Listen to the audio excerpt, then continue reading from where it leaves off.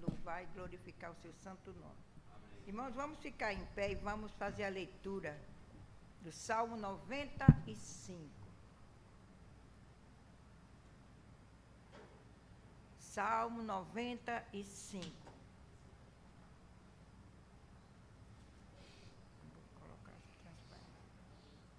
Venham, cantemos ao Senhor com alegria, aclamemos a rocha da nossa salvação. Vamos à presença dele com ações de graças, vamos aclamá-lo com cânticos de louvor, pois o Senhor é o grande Deus, o grande Rei acima de todos os deuses. Nas suas mãos estão as profundezas da terra, os cumes dos montes lhe pertencem. Dele também é o mar, pois ele o fez. As suas mãos formaram a terra seca. Venham, adoremos prostrados e ajoelhemos diante do Senhor, o nosso Criador, pois ele é o nosso Deus e nós somos o povo do seu pastoreio, o rebanho que ele conduz. Hoje, se vocês ouvirem a sua voz, não endureçam o coração como em Meribá, como aquele dia em Massá, no deserto, onde os seus antepassados me tentaram, pondo-me à prova, apesar de terem visto o que eu fiz. Durante 40 anos fiquei irado contra aquela geração e disse: eles são um povo de coração ingrato, não reconheceram os meus caminhos. Por isso jurei na minha ira, jamais entrarão no meu descanso. Venham, cantemos ao Senhor com alegria, aclamemos a rocha da nossa salvação, porque ele é digno de toda honra e toda glória, toda adoração. Tudo que nós somos devemos a ele, e por isso nós devemos estar sempre louvando e glorificando o nome do Senhor. Senhor, nosso Deus e Pai, somos gratos a Ti, ó Pai.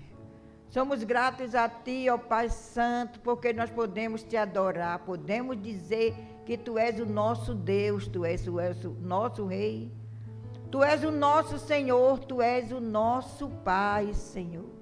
Ó Deus bendito, nós Te agradecemos, nós Te louvamos na beleza da Tua santidade, porque Tu és digno, Senhor, Tu és digno, Senhor.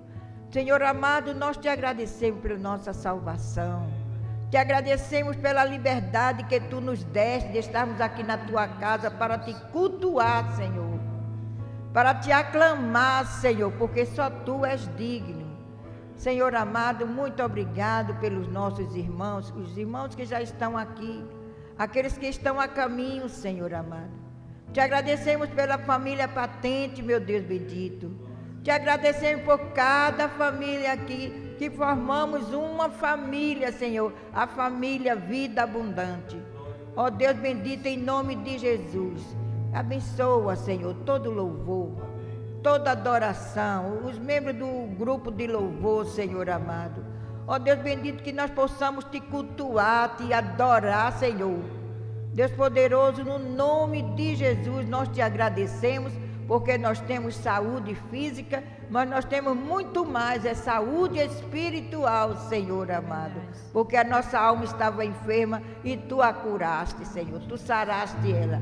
Muito obrigada, Senhor, por esta oportunidade. Em nome de Jesus, nós Te agradecemos, que os louvores cheguem às Tuas narinas como um cheiro suave, chegue agradável a Ti, Senhor amado, em nome de Jesus.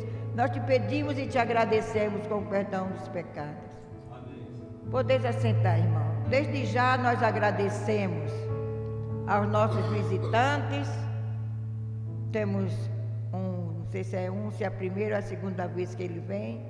O que está perto do André, não sei se ele já veio mais vezes, mas hoje é o segundo domingo, pelo menos que eu estou vendo. Sejam bem-vindos. Como é o seu nome? Leonardo. E o seu?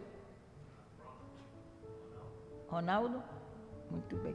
Sejam bem-vindos. Aqui a família Vida Abundante recebe com todo carinho vocês. Amém. Deus abençoe.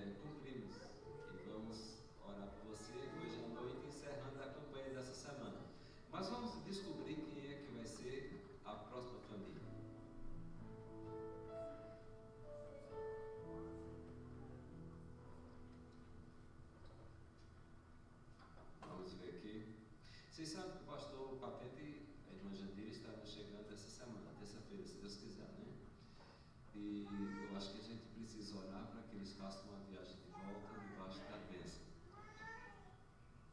Felício e Carol, nos dois de noite aqui. Volta papelzinho, deixa eu ver outra família.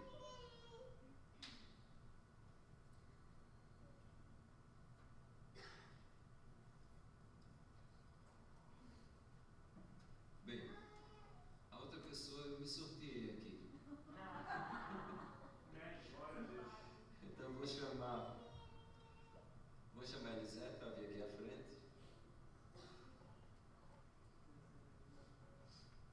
Irmão Fábio, vem orar pela Elisete, por mim e pela minha família. Eu estou aqui, agora domingo eu não estarei aqui. Domingo eu não estarei aqui, eu tenho um compromisso em Boston. Então, irmão Fátima, vamos ficar de pé, irmão? A paz do Senhor para a igreja. Senhor, nós te damos graça por estar na tua presença, Senhor. Quero apresentar a vida do pastor Davi nesta noite, conjunto com seus filhos, a sua esposa e os demais familiares. Pai Santo, tu sabe tudo o que ele necessita, Senhor. Tu sabe o desejo do seu coração, na sua vida, na sua casa, Pai. Que ele possa cumprir, Senhor, o seu desejo, o desejo do seu coração. Que tu possa colocar a tua mão santa sobre a sua vida, Senhor. Entregando as maravilhas, Senhor, que ele espera receber, Senhor. Pai, ajuda a dirigir esse culto com sabedoria, discernimento, porque é o que nós precisamos para ouvir a tua palavra, Senhor. Amém. Quero também pedir pela vida da Lisete, Senhor, para que ela possa estar diante da tua palavra, dos teus feitos, Senhor, das tuas maravilhas, Senhor. Que ela tenha tido uma semana abençoada na sua presença. E que o Senhor esteja sempre, sempre na sua vida, cumprindo o desejo do seu coração, meu Pai. Abençoa suas irmãs, seus irmãos, seus familiares no Brasil, para que eles possam estar todos na tua presença, Senhor. Mais uma vez nós te agradecemos diante de tanta bondade que tu tem feito, Senhor.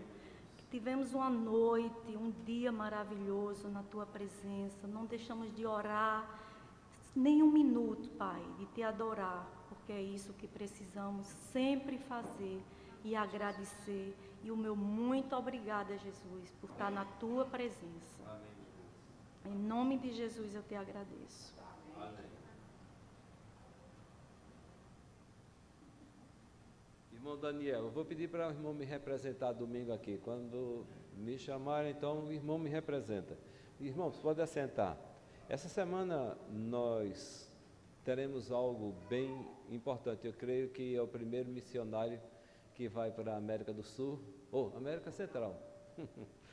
Vai para a América Central em nome da igreja. André, vem cá compartilhar conosco. Eu quero dizer que todos que estão nos visitando são bem-vindos e aqueles que estão também conectados através da internet, nós esperamos que vocês sejam abençoados através desse culto dessa noite. Irmão André. Boa noite, igreja, tudo bem? Muitas boas notícias, finalmente chegou. Esse é o último domingo antes que eu vá partir para El Salvador, nessa missão que a gente vai fazer. Primeira missão da Igreja Vida Abundante, não só enviando dinheiro, mas enviando também um missionário que eu vou estar representando a igreja. E eu queria trazer boas notícias, boas e não tão boas notícias. A gente ainda está atrasado nas contribuições que a gente queria levantar $650, mas isso não vai impedir a gente de continuar o serviço e cumprindo. Eu também sou tesoureiro da igreja, eu vou ver com o pastor completar o que estava, cobrir esse gap que ficou. E também tem uma mala inteira aqui que ainda não foi cheia. Eu tenho uma mala completa e um pouco dessa ainda para encher. Então, eu conto com a presença de cada um de vocês, o que vocês podem ajudar, o pouquinho que pode contribuir, pode fazer a grande diferença na vida de alguém que não tem condições. E também a boa notícia, essa é a notícia mais ou menos, agora a boa notícia é que houve uma contribuição excepcional de um irmão que me passou uma quantidade boa de dinheiro que nos vai habilitar a alcançar mais pessoas do que antes, do que inicialmente esperávamos. Eu, com o grupo da Giving Smiles, com a Esther, conseguimos entrar em contato com uma escola numa área bem remota, bem necessitada, e a diretora da escola, a principal da escola, abriu as portas para eu e o Giving Smiles fazer um evento. Esse evento vai envolver aproximadamente 200 crianças com essa contribuição. Essa contribuição comprou 200 ursinhos de pelúcia, comprou doces, balas, coisinhas assim que as crianças gostam de lá nessa área muito escassa de recursos. E eu também consegui um pastor para ir comigo, junto com o nosso grupo. Então, o pastor vai pregar sobre Jesus, porque onde vai ter 200 crianças, vai ter muitos pais. E graças a Deus, por causa de coração bondoso aí dos irmãos que foram doando mais e mais, a gente vai poder alcançar muito mais pessoas. E quando eu voltar, vou ter muito mais histórias do que eu imaginava. Isso é o que eu consigo prever, mas eu aposto que quando eu estiver por lá, coisas maravilhosas vão acontecer, se Deus quiser. Então, eu estou empolgado, peço para os irmãos que estejam orando por mim, é a minha primeira missão. Eu estou muito, muito empolgado e, graças a Deus, pessoas vão ser alcançadas, tanto materialmente como com uma palavra de esperança, uma palavra de amor, que do mesmo jeito que alguém um dia nos alcançou e falou de Jesus para a gente, que a gente possa ir e falar de Jesus para outra pessoa. Quem sabe de 200 pessoas, uma pode ser alcançada. Isso já vale a pena. Amém?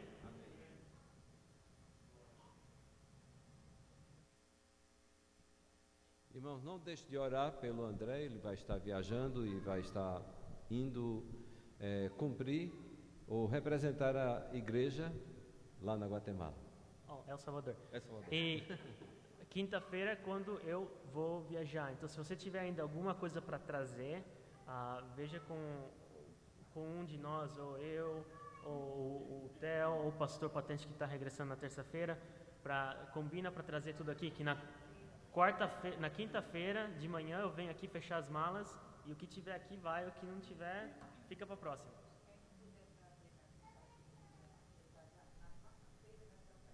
Na quarta-feira da oração, pode ser? Bem, não deixe de orar pelo André e também de contribuir, e não deixe de orar por mim, que essa semana é minha. Então começa hoje. Irmãos, eu gostaria de convidar a irmã Lisete para estar fazendo agora um momento importante, um momento de adoração. É o momento em que nós estaremos trazendo até o altar do Senhor as nossas contribuições, dízimos e ofertas. Irmã Lisete.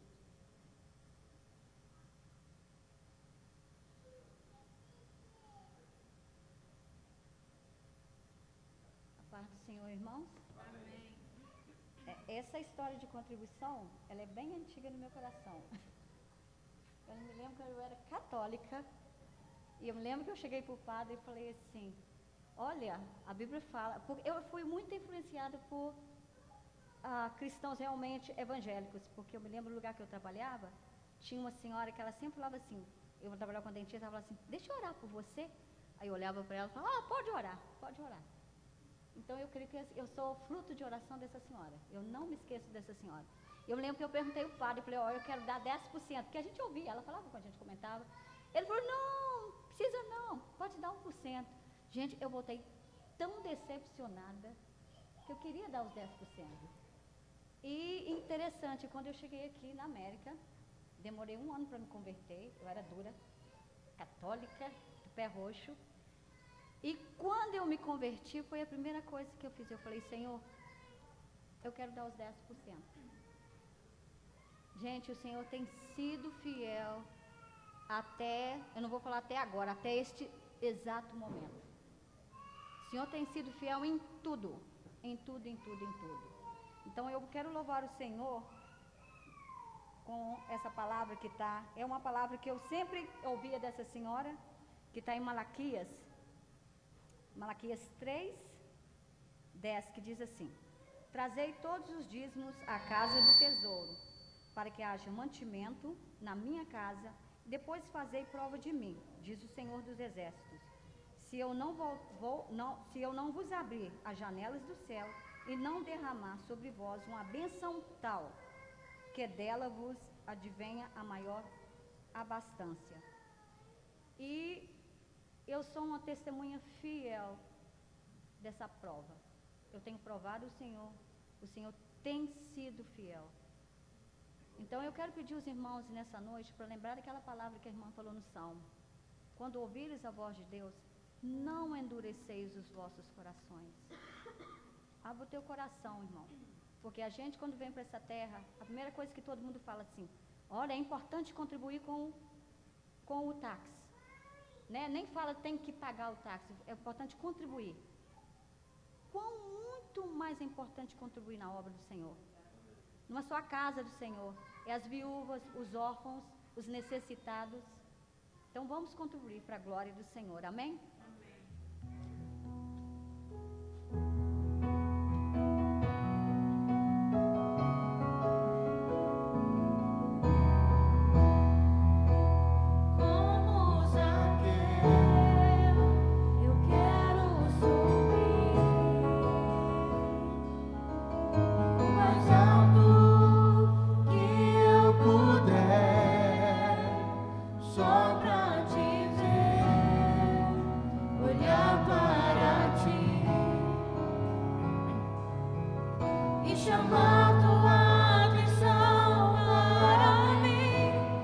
Eu preciso de ti.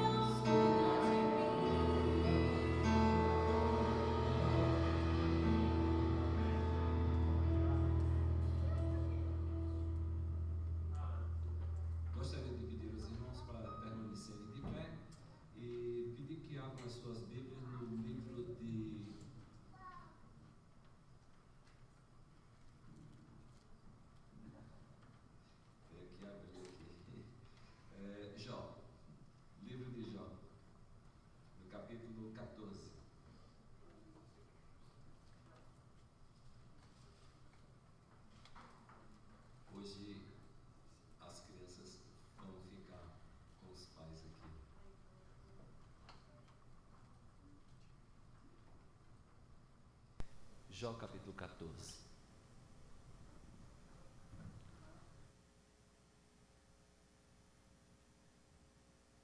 O título dessa passagem é Jó medita sobre a brevidade da vida.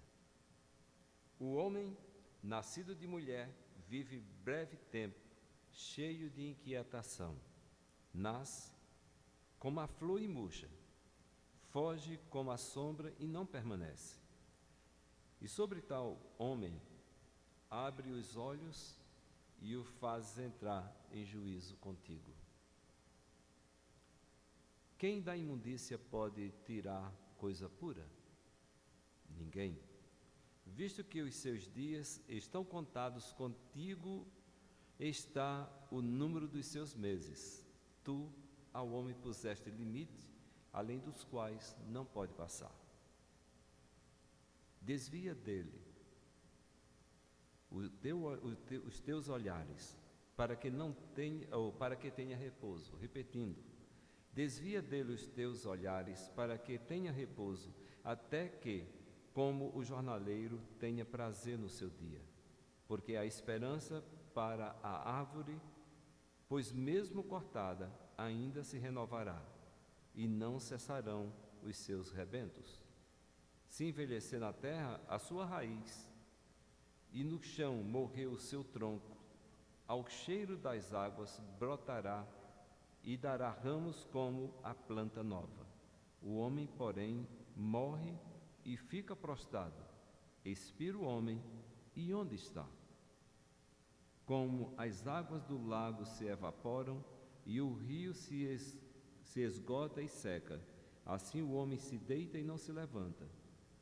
Enquanto existir os céus, não acordará, nem será despertado do seu sono. Quem me encobriste na sepultura, ou quem me encobrisses na sepultura, e me ocultasses até que a tua ira se fosse, e me pusesse um prazo, e depois te lembrasses de mim. Vou concluir com o versículo 14. Morrendo o homem, porventura tornará a viver? Todos os dias da minha luta esperaria até que eu fosse substituído. Senhor, ajuda-nos na meditação da Tua palavra, que o Teu Espírito possa encontrar lugar em nosso ser para falar e que estejamos, Senhor, submissos à Tua palavra. Que o Senhor encontre liberdade em nosso meio. Fala, Senhor, transforma. Ó Deus, que tenhamos a nossa vida realmente abençoada, Senhor, na meditação da Tua palavra e que saímos daqui edificados, dispostos a estarmos tendo uma nova visão do relacionamento com o Senhor, com o próximo, e assim, Senhor, podermos ter uma qualidade de vida melhor do que aquela que temos tido, em nome de Jesus. Amém. Os irmãos podem se assentar. Irmãos, eu gostaria de destacar 3 versículos. O versículo 4 que diz: quem da imundícia poderá tirar coisa pura? O homem, porém, morre e fica prostrado. Esse é o versículo 10. O homem, porém, morre e fica prostrado. Expira o homem, e onde está? E o versículo 14. Morrendo o homem, porventura tornará a viver? Se nós observarmos na Bíblia, nós vamos ver que de todos os livros, o que existe mais perguntas, mais questionamentos, é exatamente o livro de Jó.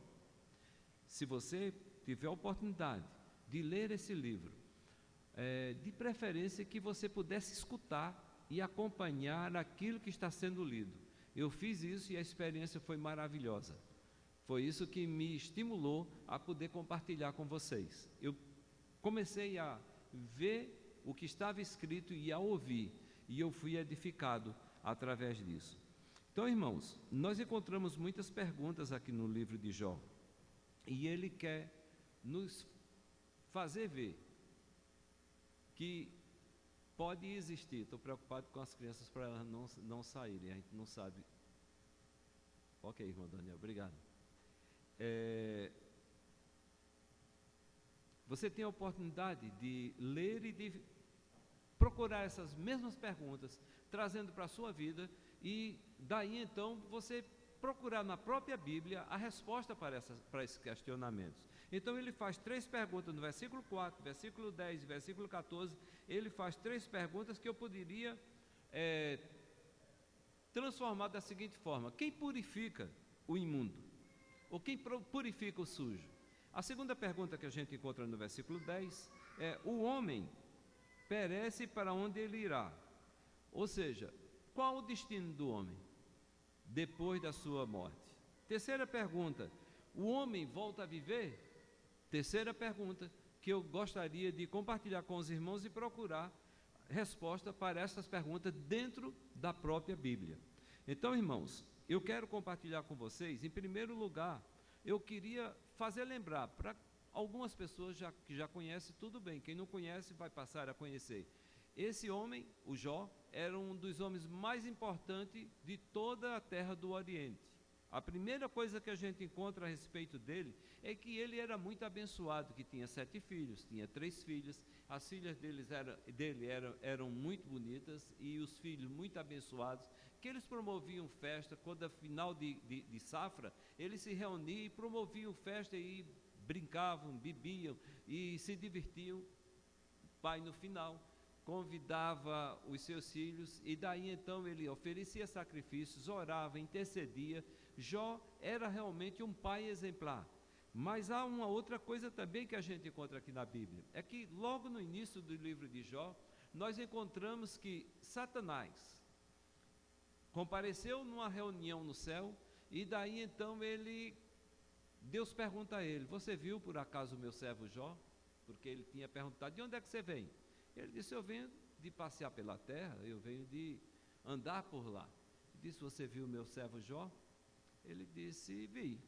Agora, como a gente sabe que um dos títulos de Satanás, de Lúcifer, é o acusador, então ele não perdeu a oportunidade para dizer: ele é abençoado, mas uma pessoa que tem recebido do Senhor tanta coisa, ele vai deixar de ser fiel ao Senhor? Porque Deus diz: olha, ele é um homem fiel, ele observa a minha palavra, ele me respeita, ele me honra.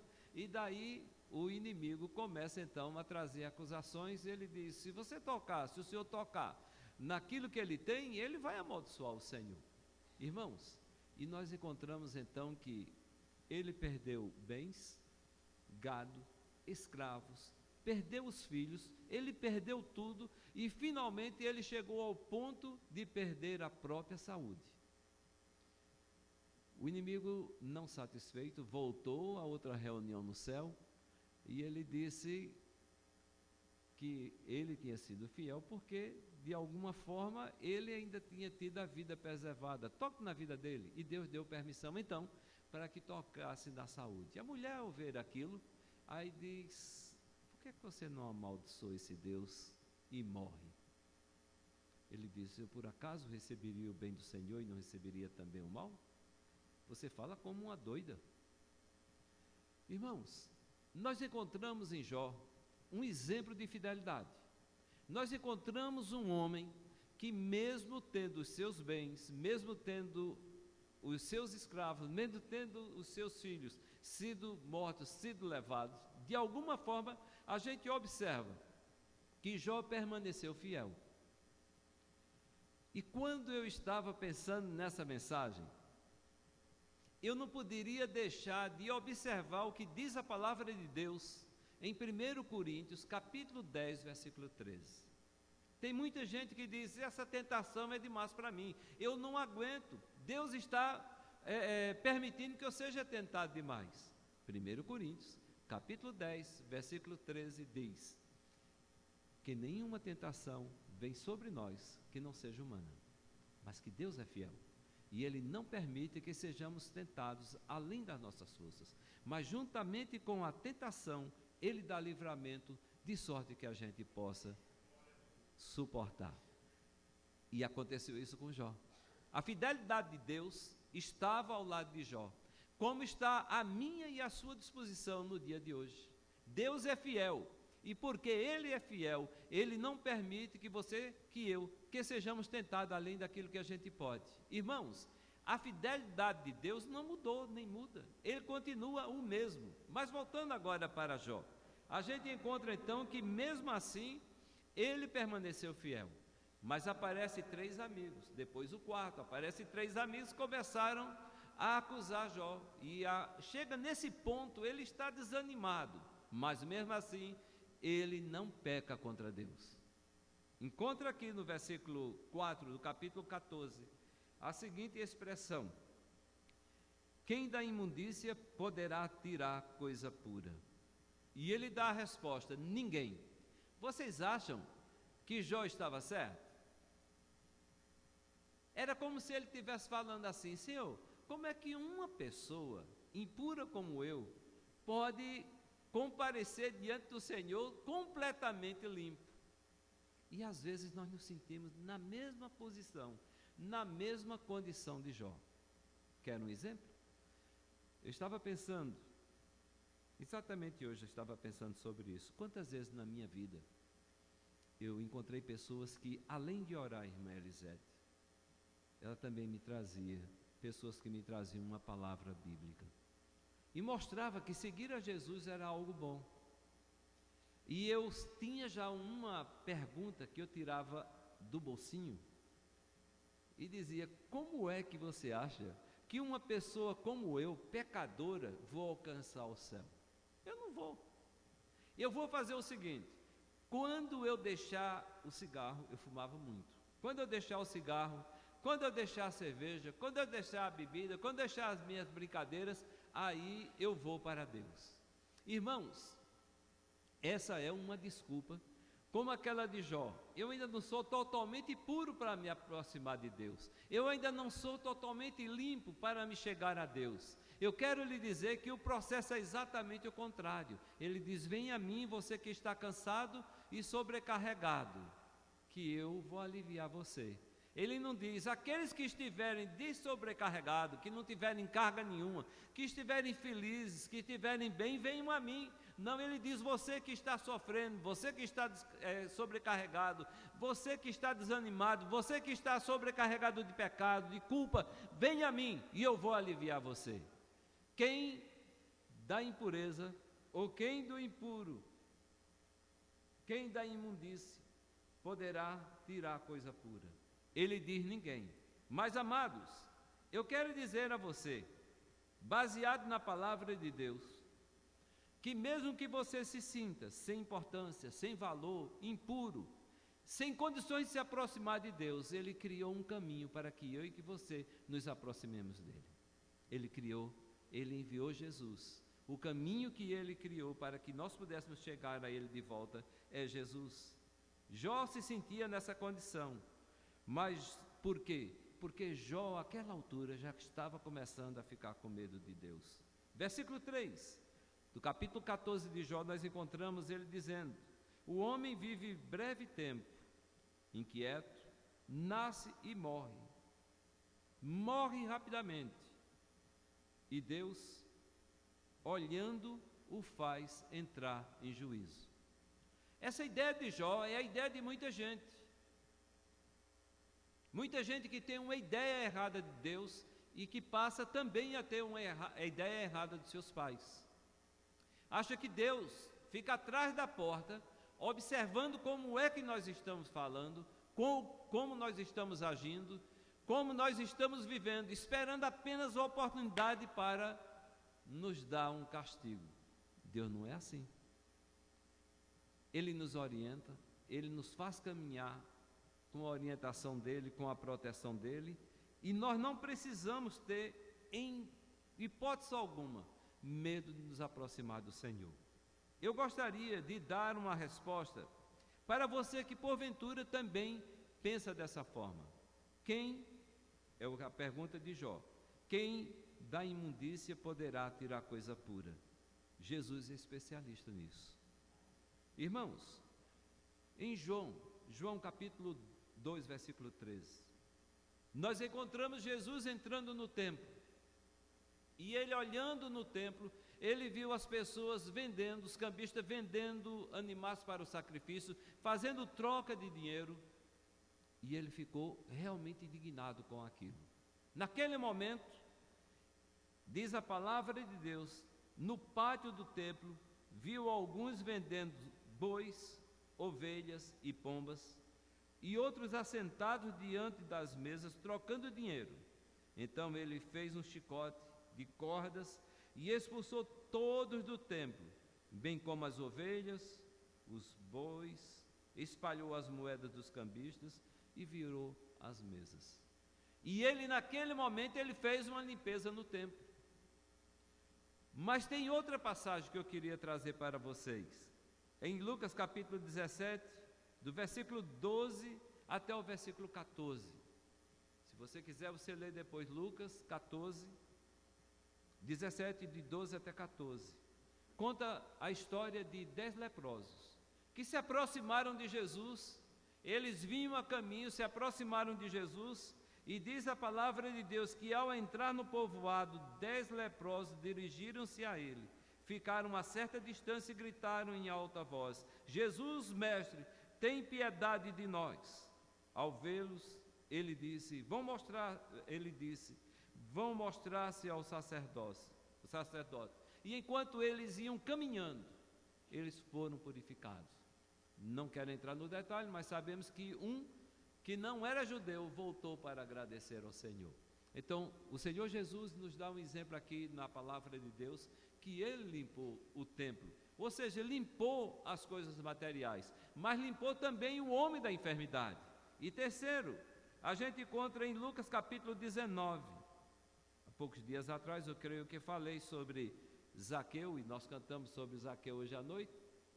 Não quero entrar no detalhe de que ele subiu a árvore, que ele ficou lá esperando o Senhor Jesus, mas eu quero simplesmente trazer para vocês à memória algo. Ele, ao ouvir o Senhor Jesus, ao ver e ver que realmente ele era o Filho de Deus, ele diz: Senhor, eu quero devolver. Se porventura eu tirei de alguém mais do que devia, eu quero devolver. Eu quero dar dos meus bens, eu quero dar para os pobres. E ele mostrou naquele momento arrependimento. E o que é que o Senhor Jesus espera de mim e de você? É que nos conscientizemos do nosso pecado, da nossa vida, da nossa imundície, para que então ele faça uma limpeza e ele transforme a nossa vida. Então encontra aqui que Jó, ele não tinha consciência da pessoa do nosso Senhor e Salvador, Jesus Cristo. E daí então ele faz essa pergunta e ele mesmo responde, quando ele pergunta: quem da imundícia pode tirar a pureza? Ou seja, quem do pecador pode tirar alguma coisa que preste? E ele diz: ninguém. Mas Jesus diz: pode, eu posso tirar, porque ele pode transformar. Pouco importa como você tem se sentido, qual é a sua situação, quero que você saiba que o Senhor Jesus tem poder para transformar toda e qualquer situação. Irmãos, não importa a impureza, Jesus tem poder para purificar. 1 João capítulo 1, versículo 7. O Senhor Jesus, ele inspirou essa palavra através do Espírito Santo, e João escreveu e disse: se porém nós andarmos na luz, como ele, Jesus, na luz está, nós temos comunhão uns com os outros.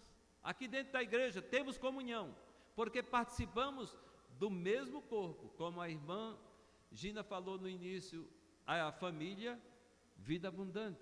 Nós somos uma família, família cristã, a família que é comprada pelo sangue de Jesus Cristo.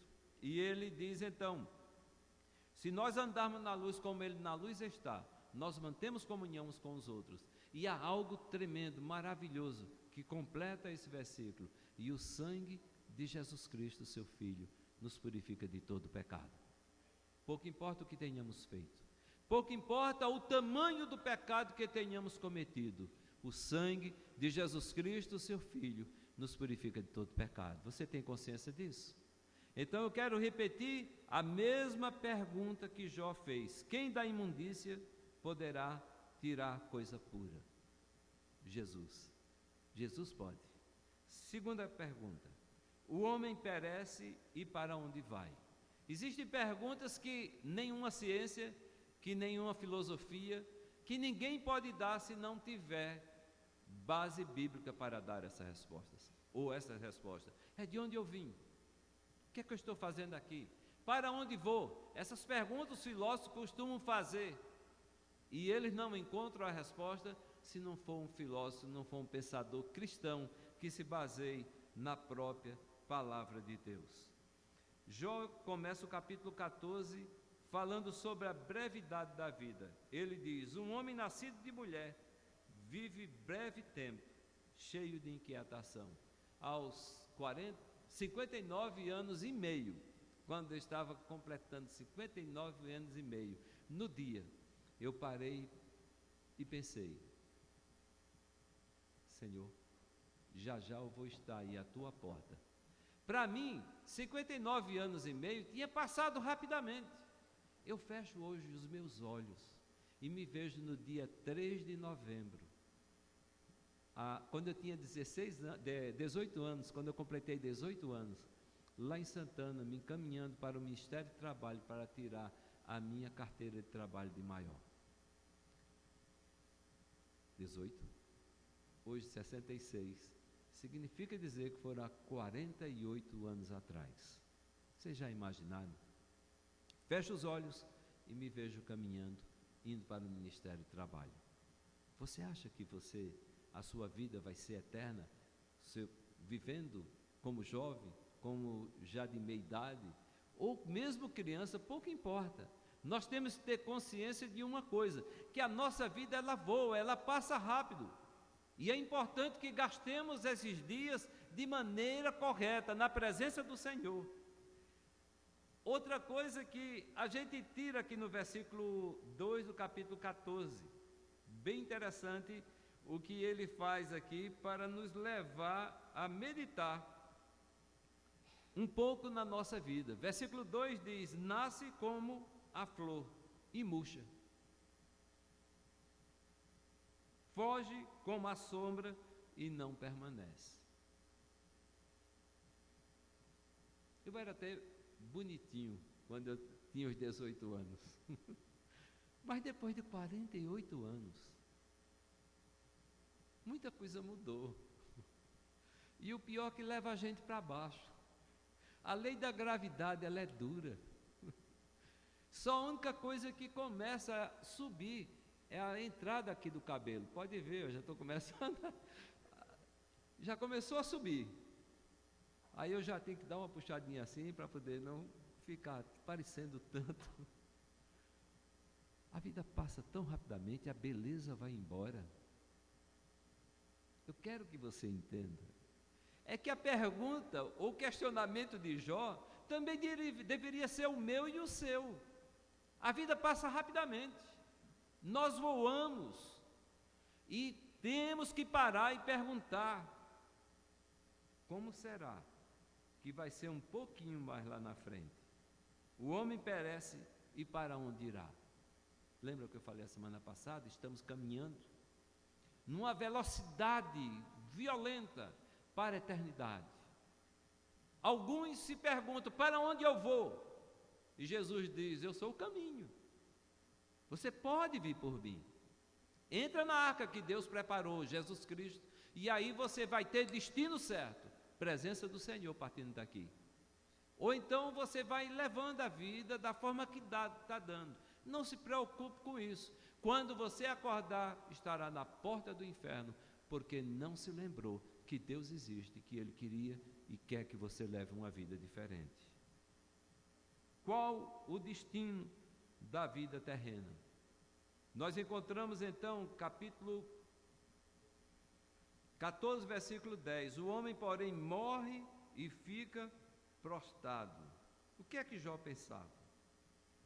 Ele estava pensando sobre a questão da nossa, após a morte, o que é que vai acontecer.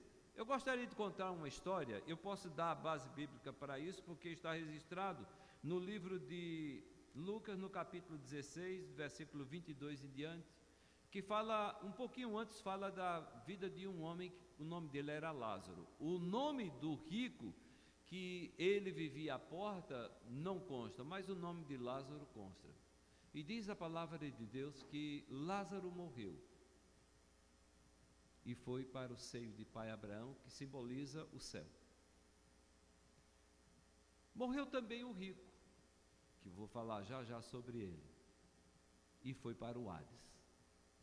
Então eu quero que você entenda uma coisa, que a palavra de Deus diz que existe um destino para a minha, para a sua alma. Lázaro vivia à porta de um homem que era muito rico. Ele queria se alimentar das migalhas que caíam da mesa daquele homem, e o que acontecia era que até os cães vinham lamber-lhes as chagas. Irmãos, a vida de Lázaro aqui na face da terra não foi uma vida fácil.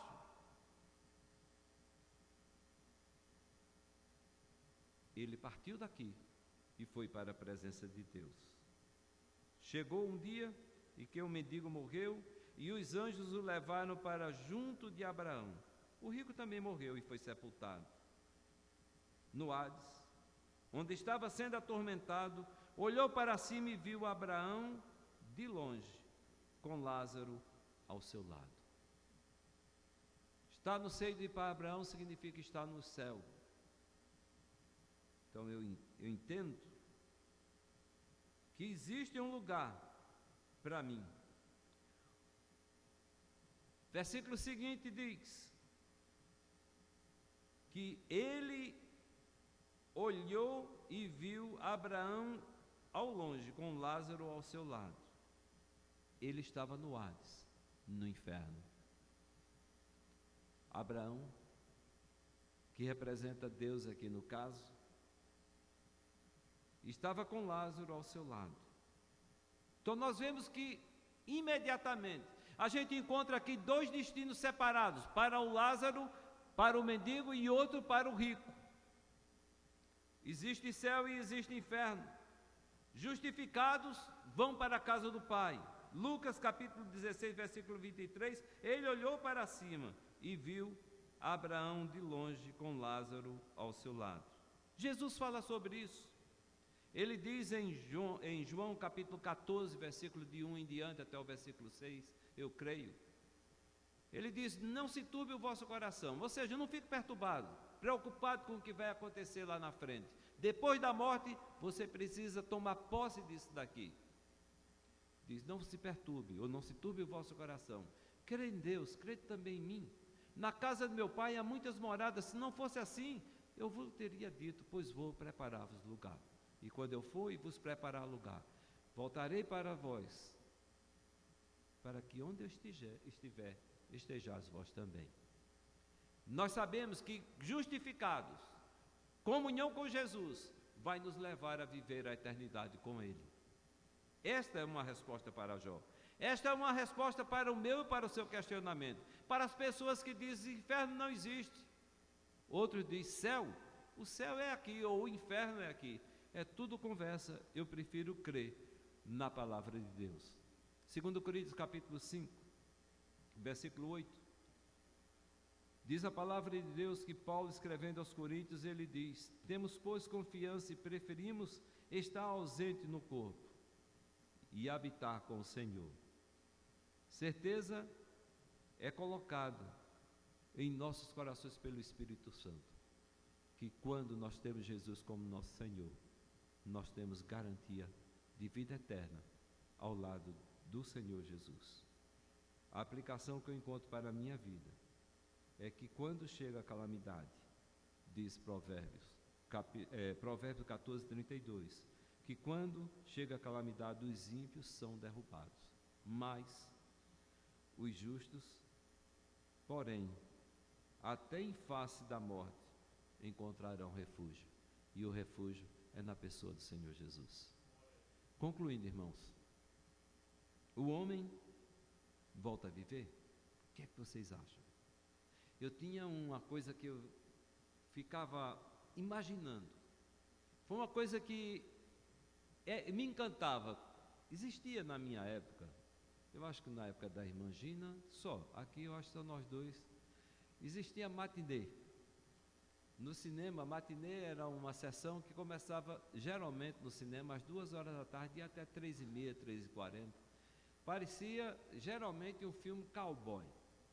E tinha 5 a 10 minutos, como a novela de hoje, que chega no perigo da série e aí para poder a pessoa ficar esperando pelo próximo capítulo. E a matinê tinha, depois do filme, um seriado, e o seriado partia exatamente no momento do perigo, mas tinha um seriado que me fascinava, era O Homem Invisível. Já ouviram algum filme do Homem Invisível? Não sei se existe nos dias de hoje. O Homem Invisível, ele entrava pelas portas, ele aparecia. Para ele aparecer, para alguém ver, tinha que se enrolar de gases e colocava um óculos escuro. Eu achava maravilhoso, tremendo aquilo, e eu pensava, eu quero ser um homem invisível. Até que eu cheguei ao ponto de descobrir que Jesus, ele não precisava de absolutamente nada, ele não precisa, ele entra e ele diz, Pai, seja convosco. E em 1 João diz que eu vou ser igual a Jesus. Aí eu entendi, Senhor, eu também vou ser um homem invisível, e finalmente o meu sonho vai ser concluído. Eu vou poder entrar nos ambientes, eu vou poder chegar, vou poder sair, vou passar e as pessoas não vão me ver. Já pensou que coisa maravilhosa, tremendo? E aí eu pensei nisso, e eu vou aplicar isso à minha vida, meus irmãos. O homem volta a viver.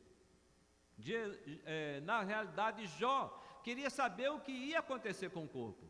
Eu já sei que eu vou me tornar invisível, que eu vou poder passar pelas paredes. Não é tremendo isso?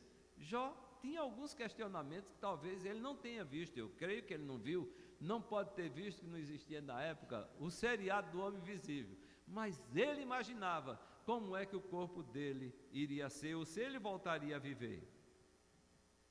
Jó também pensava nos seus familiares, na tristeza, no desespero, na depressão. Irmãos, quando meu pai morreu, eu descobri agora nessa minha viagem ao Brasil, conversando com meu irmão, um dos meus irmãos, que não só era eu, mas os meus irmãos também tinham respeito e gostavam muito do meu pai. Não é que nós não gostássemos da nossa mãe, mas já imaginou eu, naquela época, que era muito difícil, eu me sentava na perna do meu pai, no colo do meu pai, ele afagava a minha cabeça, me beijava.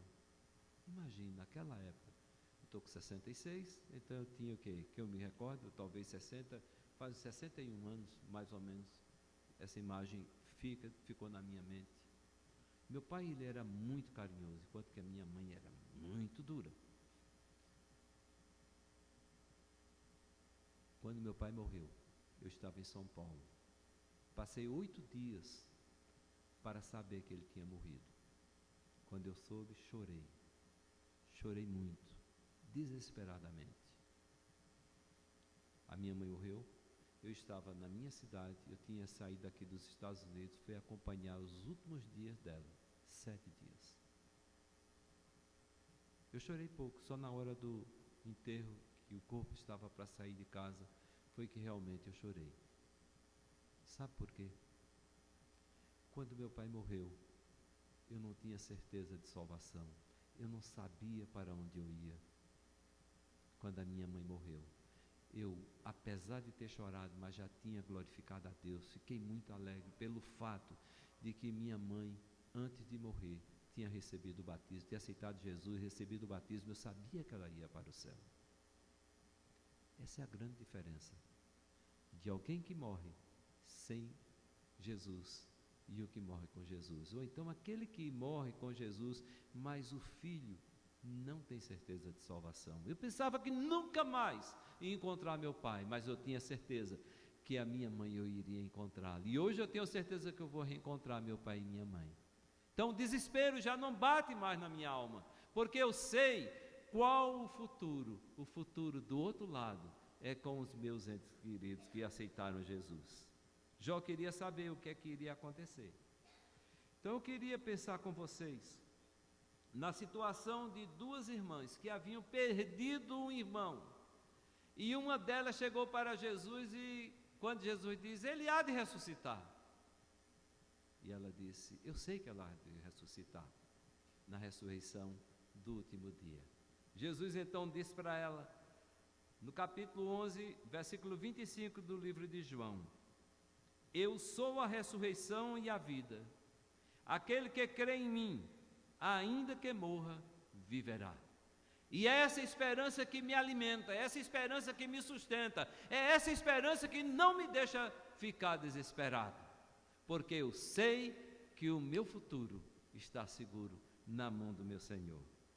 Irmãos, a ressurreição de Cristo garante a nossa ressurreição. O apóstolo Paulo, escrevendo em 1 Coríntios 15, 20, ele diz: mas de fato Cristo ressuscitou dentre os mortos, sendo ele as primícias daqueles que dormiram, ou seja, sendo ele o primeiro daqueles que morrem, que passam dessa vida para outra.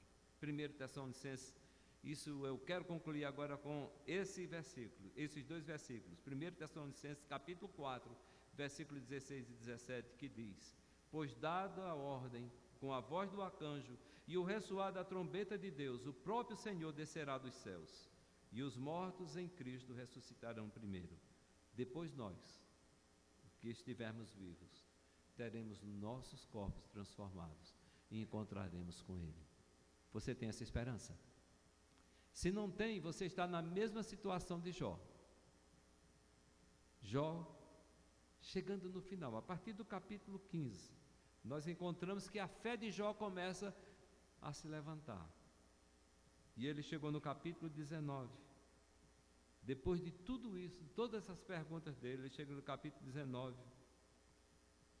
Ele faz a seguinte afirmação: eu sei que o meu Redentor vive, e por fim se levantará em minha defesa.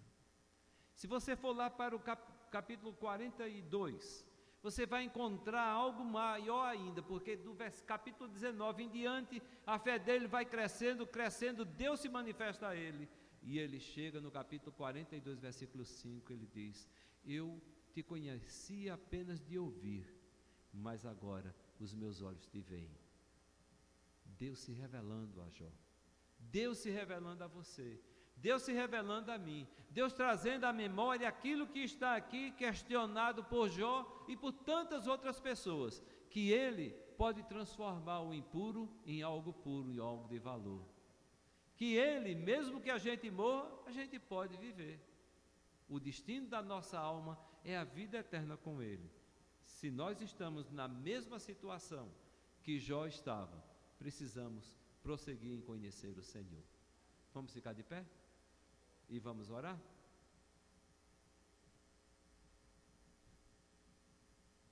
Irmãos, eu preparei essa mensagem.